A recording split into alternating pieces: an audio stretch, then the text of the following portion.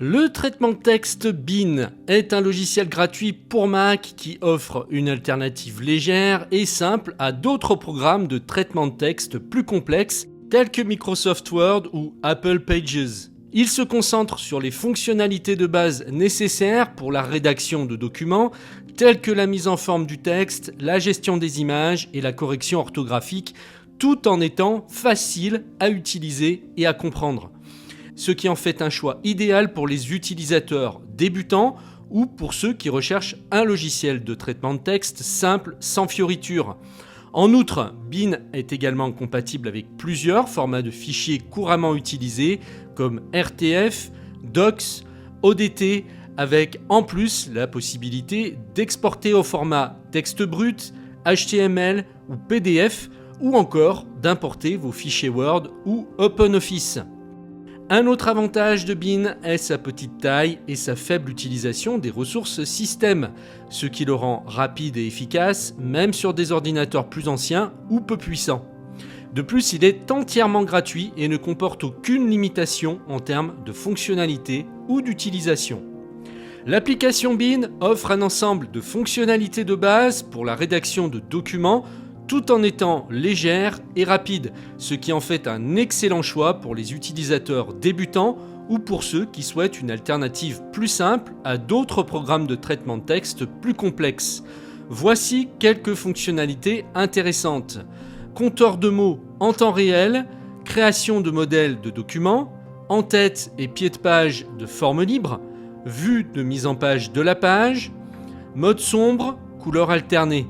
Édition en mode fenêtre divisée, édition en mode plein écran, mode focus, sauvegarde datée, panneau de recherche avec expression régulière, complétion de mots, dictionnaire, inspecteur de mise en forme, surligneur, sélection par style de texte, fenêtre flottante. Je vous propose tout de suite une démonstration. Bonjour et bienvenue dans cette démonstration. Aujourd'hui, je vais vous faire découvrir donc cette superbe application de traitement de texte qui est gratuite et ultra simple à utiliser. La plupart des textes qu'on tape ne nécessitent pas d'avoir des usines à gaz. Par exemple, Word de Microsoft est beaucoup trop élaboré si c'est juste pour écrire une simple lettre. On peut aller très loin avec, mais la plupart du temps, on s'en sert qu'à 5%. En plus, il n'est pas gratuit. La suite de Microsoft est chère. Ensuite, on a comme alternative Pages, donc qui est le logiciel natif traitement de texte sur Apple, mais là aussi qui va être plus compliqué, plus complexe à prendre en main. Et on a la suite OpenOffice qui se rapproche de Word, donc pareil, complexe à utiliser.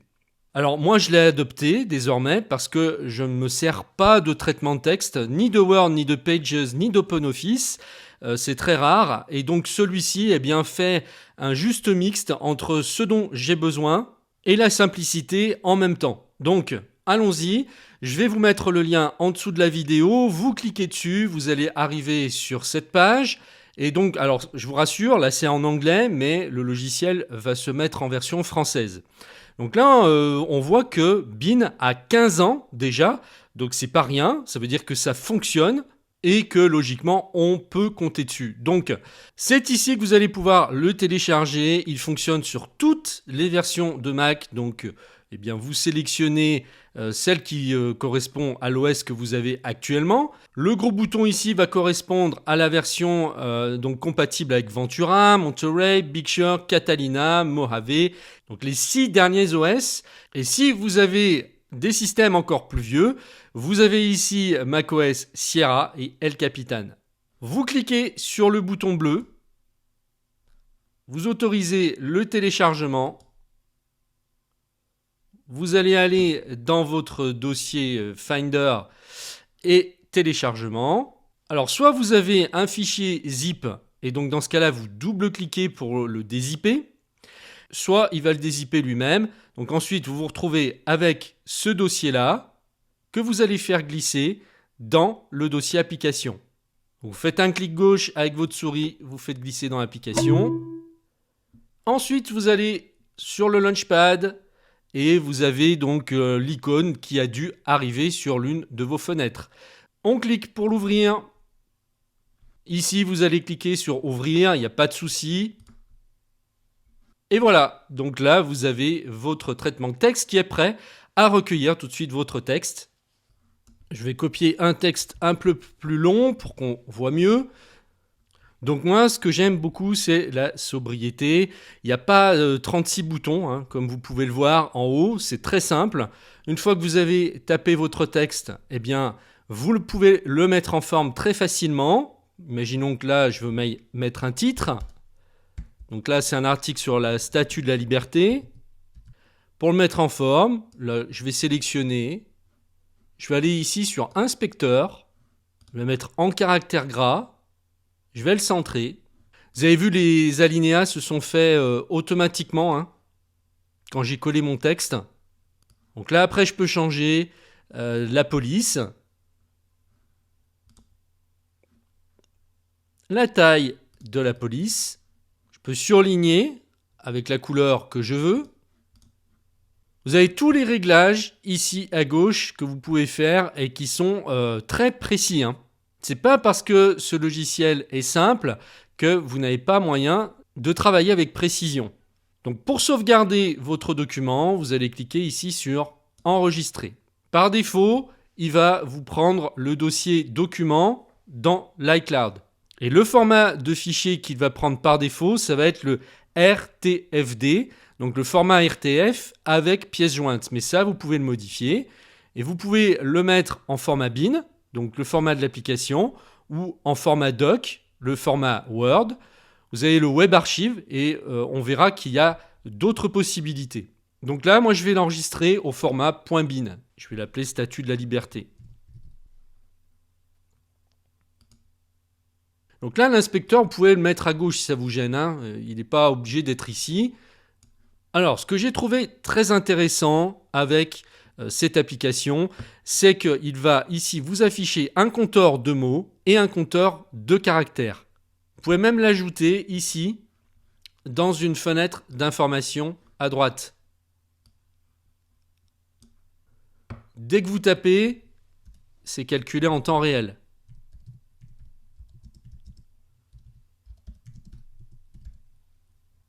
Donc là, il corrige les fautes d'orthographe, hein, comme vous pouvez le voir. Ensuite, la deuxième chose que j'ai vraiment appréciée, c'est le fait qu'il enregistre automatiquement, même si vous oubliez de sauvegarder. Donc là, je vais aller dans mon dossier documents. Vous voyez que là, il me l'a bien sauvegardé. Statue de la Liberté au format .bin. Et donc si j'oublie de sauvegarder, il va me le faire à ma place. Donc j'ai même pas besoin de m'en soucier. Hein. Et vous avez une fonction sauvegarde. Donc là, on va aller ici dans l'affichage pour personnaliser la barre d'outils et rajouter le bouton sauvegarde. Comme ça, en même temps, vous voyez comment on personnalise la barre d'outils. Vous avez tous ces boutons disponibles. Vous avez le bouton sauvegarde ici. Donc je vous explique. Une fois que vous avez mis tous les boutons pour personnaliser, hein, on peut mettre par exemple couper, coller, ce que vous utilisez le plus. Dès que je vais cliquer sur le bouton sauvegarde, il va me créer une version de mon document tel qu'il est actuellement. Donc ça veut dire que maintenant, si je le modifie, lorsque je vais recliquer sur sauvegarde, il va non seulement me prendre donc le document tel qu'il est maintenant, mais il va me garder l'ancienne version. Donc là, si je retourne dans Documents, j'ai mon document que j'ai enregistré, que j'ai créé, l'enregistrement qui s'est fait automatiquement, à ne pas confondre donc avec la sauvegarde, hein, c'est ce que je vous ai expliqué, même sans sauvegarde, voilà, vous tapez votre texte, vous n'avez pas besoin donc d'enregistrer votre document, c'est fait dès que vous faites un changement. Mais en plus, vous avez la fonction sauvegarde. Ce sont ces deux fichiers-là qui comportent la date à côté avec un numéro. Donc ça, c'est sauvegarde 1 et sauvegarde 2. Donc je peux, ici, en double-cliquant, ramener la sauvegarde 1. Et voilà. Donc vous voyez qu'il m'a enlevé « Je modifie ». Et si je veux le faire réapparaître, eh bien, je vais cliquer sur la seconde sauvegarde. C'est le moment où j'avais modifié mon document. il m'ouvre un nouvel onglet ici, donc qui est la sauvegarde, et vous voyez qu'il me remet mon « Je le modifie ». Donc là, j'ai toutes les versions de mes sauvegardes. On va en faire une troisième. Alors, je vais fermer le document. Je reviens sur mon document de base. Je clique sur sauvegarde. J'ai encore une nouvelle version ici. Donc ça, c'est une fonction que j'ai vraiment particulièrement appréciée. Alors bien sûr, on peut redimensionner la fenêtre comme on le souhaite, et on verra ça ensuite dans les réglages. Mais vous avez donc la possibilité de mettre le plein écran. En cliquant ici, ça va vous enlever toutes les distractions. Vous allez pouvoir vous concentrer uniquement que sur votre texte. Pour sortir du mode plein écran, vous cliquez sur la touche Échappe, Escape, en haut à gauche de votre clavier. Et maintenant, on va aller dans les réglages. Vous allez ici sur Bin, Réglages. Et vous allez voir qu'on peut vraiment tout paramétrer. On peut lui demander d'ouvrir les documents dans la même fenêtre. Donc c'est ce qu'on a vu. Ici, on peut avoir plusieurs documents sous forme d'onglets. Donc là, ce sera un deuxième document. Dès que je vais cliquer sur enregistrer, il va me demander le nom. Il me l'a bien enregistré dans le dossier document. Et donc à chaque fois que je vais ouvrir même une sauvegarde du document, voilà, il va me rajouter un onglet, ce qui fait que je peux passer d'un document à l'autre très facilement. Donc ça, je peux le régler ici. Et si je ne veux pas d'onglet, alors à ce moment, je décoche. Au niveau des enregistrements, le format d'enregistrement par défaut, c'est le format RTF. Donc, à vous de voir ce que vous voulez. Est-ce que vous voulez garder celui-ci ou le format bin, ce qui serait peut-être plus logique. Vous avez ici le format Rich Text, le format Doc, donc le format Word, l'ancien format Word. Vous avez aussi le nouveau format Word, le .docs, le format ODT, OpenOffice et Web Archive. Donc, vous voyez que vous avez le choix. Donc, par défaut, moi, je vais sélectionner .bin. Ici, vous pouvez lui demander de suggérer un nom de fichier au premier enregistrement. Alors, je pense qu'il va vous prendre les premiers mots en fait, de votre document. Enregistrer automatiquement les documents. Donc, ça, je vous l'ai expliqué. Voilà, vous pouvez régler ici la durée. Là, il vous le fait toutes les minutes. À chaque fois que vous allez faire une modification, il va le détecter et toutes les minutes, eh bien, il va enregistrer du moment que vous faites du changement dans votre document. Le dossier des backups, donc des sauvegardes, est-ce que vous voulez les mettre dans le même dossier que le document ou dans un dossier spécifique que vous allez indiquer ici? Vous pouvez très bien créer un dossier ici, sauvegarde, pour les distinguer de la version normale de vos documents. Si on clique sur Nouveau, on va pouvoir créer des modèles. Donc là, vous avez le modèle générique où vous pourrez créer des modèles personnalisés. Ensuite, vous irez sur choisir un modèle que vous aurez vous-même créé pour qu'à chaque fois que vous démarriez un nouveau document, il démarre sur cette base. Ensuite, les options d'affichage, vous pouvez toutes les régler, afficher en mode page, afficher les guides de marge, afficher la barre d'état, le contrôle du zoom, etc. Les couleurs de texte du fond, vous pouvez modifier si vous voulez ici. Vous pouvez ici régler les différentes tailles, le zoom du mode page par défaut qui est ici de 150%.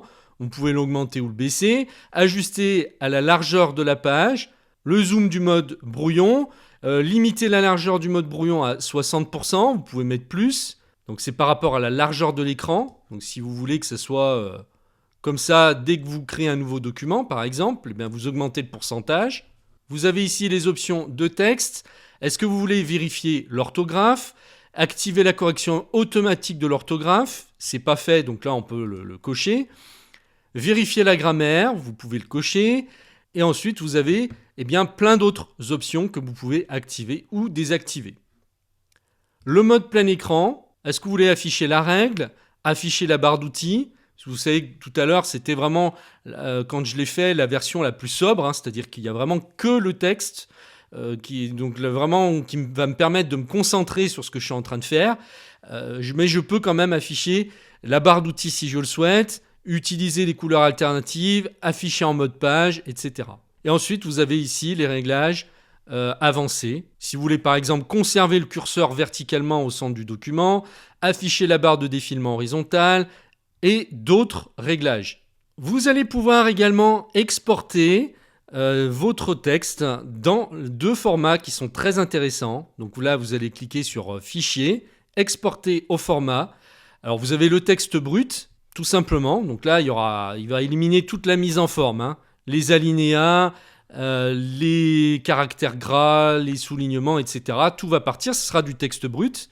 Mais vous pouvez exporter au format HTML si vous voulez utiliser votre texte sur un site ou un blog. On va tester avec le HTML. Là, il me propose d'enregistrer les fichiers images, d'inclure les mises en forme, de limiter la largeur des textes, d'inclure les en-têtes du document, inclure les pieds de page du document. Et donc, on va tout laisser comme ça et exporter. Là, il vient de me créer donc un dossier avec le fichier index.html. Je double-clique pour voir. Et voilà ce que ça donne si je le mets sur Internet. Donc là, après, j'ai plus qu'à prendre le fichier HTML et l'envoyer sur mon serveur ou chez mon hébergeur. Très intéressant, l'exportation au format PDF, bien sûr. Donc, fichier exporté au format PDF. Et tout de suite, instantanément, il me le crée. On vérifie, voilà ce que ça donne en fichier PDF. Donc, ce que j'aime bien, c'est vraiment la simplicité. Vous écrivez votre texte, la lettre, vous avez besoin de l'envoyer en PDF, bien tout de suite, vous faites un clic et c'est fait. Vous avez la possibilité d'insérer des en-têtes et des pieds de page. Pour ça, on va aller ici dans Format, en-tête et pieds de page. Et là, vous pouvez rentrer ce que vous voulez, par exemple un logo ou du texte, que vous pouvez bien sûr mettre en forme.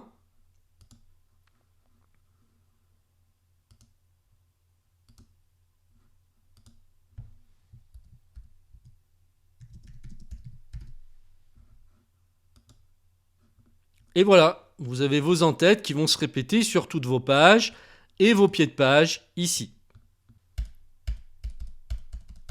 Voilà, là je crée une nouvelle page. Vous avez des options d'affichage ici, si par exemple vous voulez fractionner l'affichage.